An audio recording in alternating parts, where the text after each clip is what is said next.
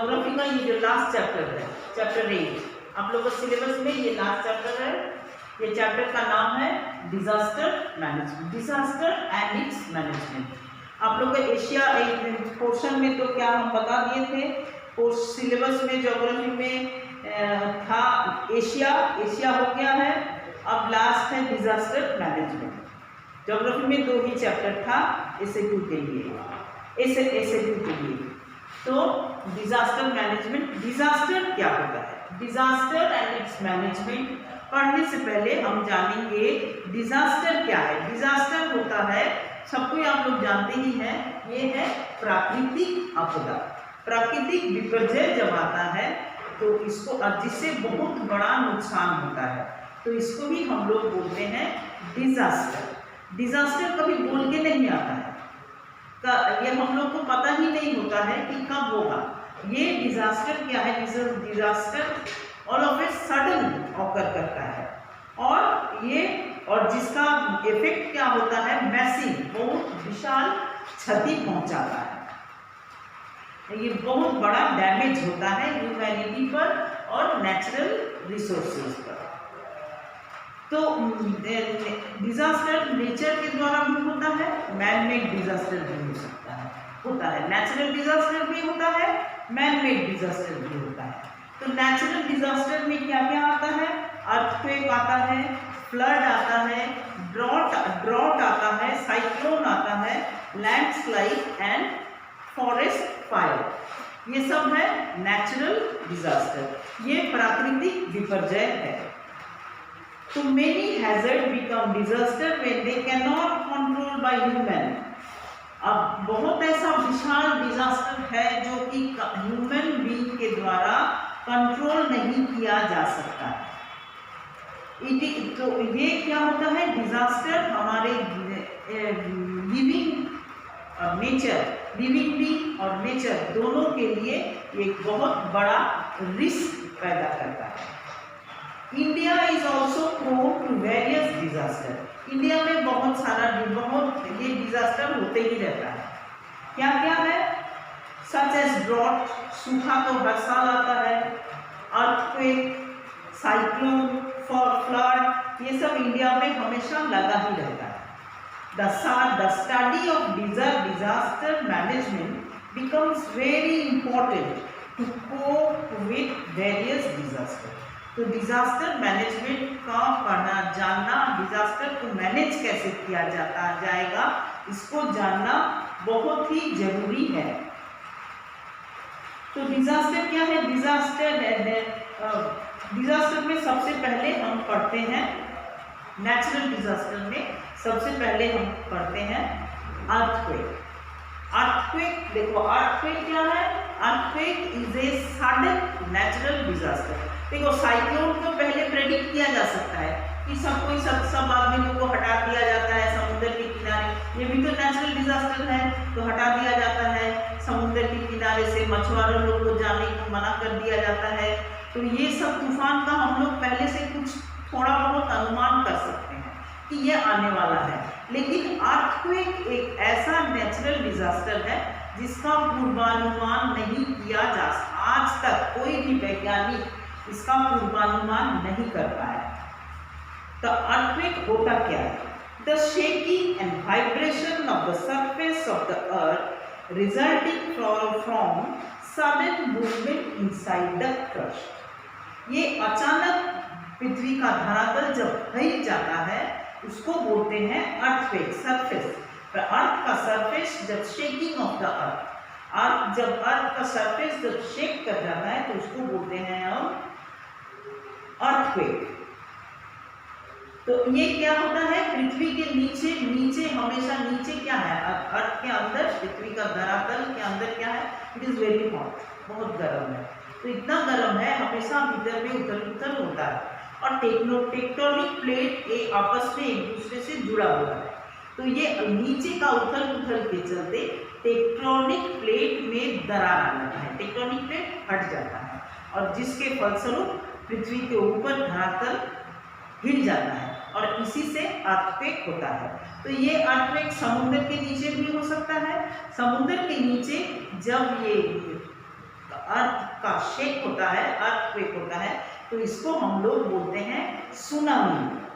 The study of earthquake is called seismology. Earthquake का जो study होता है उसको बोलते हैं seismology. The place of origin of an earthquake is called focus, and the place which is directly above the focus on the surface of the earth is called epicenter. अब epicentre और focus दोनों को जानना जरूरी है। पृथ्वी के नीचे जहां पर अर्थक्वेक शुरू होता है, पृथ्वी जहां पर हलचल होता है, तो उसी पॉइंट को बोलते हैं फोकस। और ठीक उसके ऊपर में पृथ्वी के धरातल में, जहां फोकस के जस्ट ऊपर में पृथ्वी का धरातल पे जब वो जिस पॉइंट में पृथ्वी में दरार पड़ता है, हिलता है, पृथ्वी का सरफेस मिलता है, उसको बोलते हैं epicentre. The closer to the epicentre a place is greater the damage. और पृथ्वी का जो एपिसेंटर है, जहां पर अर्थक्वेक का महसूस होता है, पृथ्वी के ऊपर में, पृथ्वी का अंदर में जब कुछ घर्षण के चलते जो पृथ्वी में हलचल होता है, उसको बोलते हैं फोकस। और उसके ऊपर पृथ्वी के धरातल में जहां पर अर्थक्वेक में, जहां पर अर्थ सरफेस में, जस्ट फोकस के ऊपर अर्थ सरफेस में जब उसका इफेक्ट पड़ता है, उसको बोलते हैं एपिसेंटर। और एपिसेंटर में सबसे ज्यादा अर्थक्वेक का असर पड़ता है। हम लोग जितना दूर जाते जाएंगे, जो अर्थ एपिसेंटर से जितना दूर जाएंगे, अर्थक्वेक का असर उस जगह उतना कम होता चला जाएगा। During an earthquake there is a sudden release of energy within the earth. पृथ्वी के अंदर से अचानक एक एनर्जी रिलीज करता है, रिजल्टिंग, जिसके चलते ट्रिमर, पृथ्वी कंपने लगता है, ट्रिमर होता है। The magnitude or the size of the earthquake is measured, और अर्थक्वेक को मेजर हम लोग कैसे करते हैं? रिक्टर स्केल के द्वारा नापते हैं। और ये क्या होता है? That assigns level small size to large size।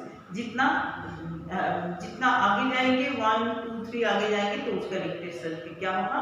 Earthquake का प्रभाव उतना ज्यादा, माने मान लो देता है ना 4.2 रिक्टर स्केल में मापा जाता है, मतलब कम है। जब 7 पॉइंट थोड़ा बढ़ता है, तो उसके बाद 8 जब जाते हैं, तब 8 मतलब मैसिव अर्थक्वेक होता है। अब इसके लिए हम प्रिकॉशन क्या क्या लेंगे? सबसे पहले क्या होगा? Identify safe. जब अर्थक्वेक के तुम लोग पहले भी हम बता चुके हैं, क्लास 7 में भी बता चुके हैं, फिर बता रहे हैं। जैसे ही अर्थक्वेक महसूस होगा, जल्दी से घर के बाहर आंगन में चल जाना चाहिए। उसके बाद क्या हुआ? किसी भी बड़ा बिल्डिंग के सामने जाना नहीं चाहिए। आपको किसी किसी भी खिड़की के बगल में खड़ा होना नहीं चाहिए। अगर बाहर घर से निकलने का रास्ता नहीं है, तो क्या करेगा? बेड के नीचे, जो भारी बिस्तर है, बिस्तर के नीचे या फिर बड़ा टेबल के नीचे बैठ जाना चाहिए, जिससे कि अर्थक्वेक का असर कभी भी खिड़की के, कभी भी और छत के नीचे खड़ा होना नहीं चाहिए। Do not sit inside the car. Car और बस के अंदर बैठना नहीं चाहिए। लर्न फर्स्ट एड एंड, उसके बाद अर्थक्वेक होने से जो जख्म होता है उसे फर्स्ट एड पहले करना पड़ता है, उसके बाद उसको हॉस्पिटल में पहुंचाया जाता है। और लास्ट में बोला जाता है अर्थक्वेक के समय कभी भी पैनिक नहीं होना चाहिए। माथा शांत करके धीरज के साथ काम लेना चाहिए। हड़बड़ी में दौड़ा दौड़ी नहीं करना चाहिए। जितना पैनिक क्रिएट करेगा उतना ही हानि ज्यादा होगा। नेक्स्ट है, पहला तो अर्थक्वेक हुआ, नेक्स्ट है साइक्लोन। साइक्लोन क्या है? The word cyclone was coined by Henry Piddington. It comes from Greek word. Cyclone word कहां से आया है? ग्रीक वर्ड से आया है। Cyclone are atmospheric disturbance and occur around low pressure. जब समुद्र में लो प्रेशर आता है तो साइक्लोन का सृष्टि होता है। ड्यूरिंग द साइक्लोन के समय क्या होता है? The wind blows towards the centre with a very high speed and are destructive in nature. Cyclone के समय हवा बहुत तेजी से बहने लगता है, और अब उसका रास्ता में जो भी पड़ता है उसको उखाड़ फेंक के, उसको लेके अपने साथ बहा के लेके चल जाता है। Their winds are accompanied by heavy rain, और हवा के साथ साथ भारी बारिश भी होती रहती है। विच आर ऑफन डिजास्टर, जो कि बहुत ज़्यादा खतरनाक होता है। These wind change direction north and south of the equator, anti-clock in the northern hemisphere and clockwise in the southern hemisphere. जो ये विंड जो बहता है साइक्लोनिक विंड, ये क्या होता है, इक्वेटर से शुरू होता है, जब नॉर्दर्न हेमिस्फीयर पर जाता है ये या ध्यान रखिएगा, ये एंटी क्लॉकवाइज घूमता है। नॉर्दर्न हेमिस्फीयर माने ऊपर तरफ, साउदर्न हेमिस्फीयर माने इक्वेटर के नीचे तरफ। तो जितना इक्वेटर के नीचे तरफ साइक्लोनिक विंड क्या होता है, एंटी क्लॉकवाइज घूमता है, और साउदर्न हेमिस्फीयर में जैसे जाएंगे तो वो क्लॉकवाइज घूमता है। Cyclones have different name in various part, अलग अलग नाम दिया जाता है। They are called typhoons, China में इसको टाइफून बोला जाता है। उसके बाद typhoon sea and Pacific Ocean में बोला जाता है, इसका दूसरा नाम हरिकेन भी बोला जाता है। उसके बाद टॉर्नेडो भी बोला जाता है। मैंने अलग अलग नाम से साइक्लोन को अलग अलग जगह में अलग अलग नाम दिया जाता है। इसके इस साइक्लोन में हम प्रिकॉशन क्या लेंगे, listen to the weather bulletin. हमेशा साइक्लोन का तो पहले से ही बोल दिया जाता है, पहले से ही इसको प्रेडिक्ट करके वेदर बुलेटिन देते रहता है, तो हमेशा वेदर बुलेटिन को सुनना चाहिए। Pass an official information to other, सबको अपने आसपास के और आसपास में ये साइक्लोन का जो ये इंफॉर्मेशन तुमको अगर इन्फॉर्म हुआ, पता चला, तो सबको ये इन्फॉर्म कर देना चाहिए। बोर्ड अप ग्लास विंडो और put stone shutter in place, कांच का खिड़की को हटा देना चाहिए, क्योंकि साइक्लोन से वाइब्रेशन होता है और कांच टूटने का ज़्यादा डर रहता है। तो इसलिए बोलता है ग्लास के विंडो को हटा के स्टॉर्म शटर, जो स्टॉर्म तूफान रोकने का खिड़की लगाना चाहिए। Set up suitable support in outside the door, और दरवाजा के बाहर अच्छा से सपोर्ट, जैसे साइक्लोन का हवा का धक्का से दरवाजा खुल न जाए, टूट न जाए, इसके लिए सपोर्ट रखना जरूरी होता है। Get away from low line coastal area, और समुद्र तल के किनारे से हट जाना चाहिए। कीप हैंड रेडी फूड, और अपने साथ साइक्लोन का तो असर खबर मिल ही जाता है, तो साइक्लोन में क्या होता है, साइक्लोन में अपने साथ खाना, साइक्लोन का खबर मिलते ही, अनाउंसमेंट मिलते ही, फूड एवरीथिंग, खाना, इनफ वाटर, सब अपने पास स्टोर करके रखना चाहिए। Identify the safe place and higher altitude, और अगर समुद्र तल के अगर नीचे लो एरिया में है, तो लो एरिया को छोड़कर you go to the higher altitude. Stay indoor till advice, और साइक्लोन जब आता है उससे घर के अंदर ही रहना चाहिए, don't go outside the house. तो these are number 1 is earthquake and number 2 is cyclone. तो इतना कल हम लोग नेक्स्ट डे क्या करेंगे, फ्लड एंड ड्रॉट को पढ़ाएंगे। ये 2 है, तब ये चैप्टर तुम्हारा खत्म हो जाएगा, ठीक है। फ्लड में तो हम लोग जानते हैं, फ्लड मतलब क्या होता है, फ्लड माने होता है, बता ही देते हैं फ्लड माने क्या होता है, ज़्यादा बारिश होने से फ्लड आता है। फ्लड होने से क्या होता है, फ्लड भी एक नेचुरल डिजास्टर है, और नेचुरल डिजास्टर से क्या होता है, फ्लड से सब प्रॉपर्टी का हानि पहुंचाता है, तो इससे फ्लड से बीमारी आता है, जैसे कॉलेरा, डिसेंट्री, डायरिया, ये सब बीमारी भी फ्लड के चलते आता है, क्योंकि पानी से बहकर गंदगी सबके घर के अंदर जब चला जाता है, तो उसके साथ बहुत बैक्टीरिया भी अंदर आता है, तो ये फ्लड से बहुत बीमारी होने का डर होता है। उसके बाद क्या होता है, पुअर पीपल आर मोस्ट, सबसे ज़्यादा फ्लड में सबसे ज़्यादा क्षति किसको पहुंचता है, गरीब लोग को पहुंचता है, क्योंकि गरीब लोग का घर द्वार सब बह जाता है। तो इसके लिए हम प्रिकॉशन क्या लेंगे फ्लड होने से। उसके बाद हमेशा फ्लड का अलर्ट साइन पर ध्यान देना होगा। अपना लोग अपना जितना लाइफ स्टॉक है, जानवर, जीव जंतु, अपना जानवर जो पालतू जानवर को फ्लड प्रोन एरिया से हटा के सेफ प्लेस में ले जाना होगा। उसके बाद घर का फ्लड के समय घर के स्विच ऑफ, फैन, सब जितना इलेक्ट्रिकल अप्लायंस है सबको कट ऑफ कर देना होगा, उसका पावर को कट कर देना होगा। ड्रिंक ओनली बॉइल्ड वाटर, जितना पानी गंदा हो जाता है इसलिए हमेशा जब भी पानी पीना है। And eat fresh cook food, fresh cook food और क्लीन वाटर को ड्रिंक करना होगा, पीना चाहिए, और डिजास्टर मैनेजमेंट का हेल्प लेना होगा। नेक्स्ट आता है ड्रॉट। फ्लड का उल्टा है ड्रॉट। ड्रॉट माने सूखा।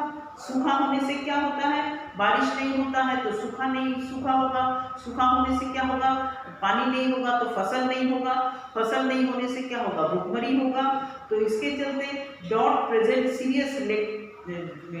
Serious risk. सबसे ज्यादा ड्रॉट में रिस्क किसको होता है, एग्रीकल्चर में आता है, क्योंकि हमारा देश क्या है, एग्रीकल्चरल कंट्री है, और एग्रीकल्चर हमारा देश का एग्रीकल्चर मॉनसून पर डिपेंड करता है।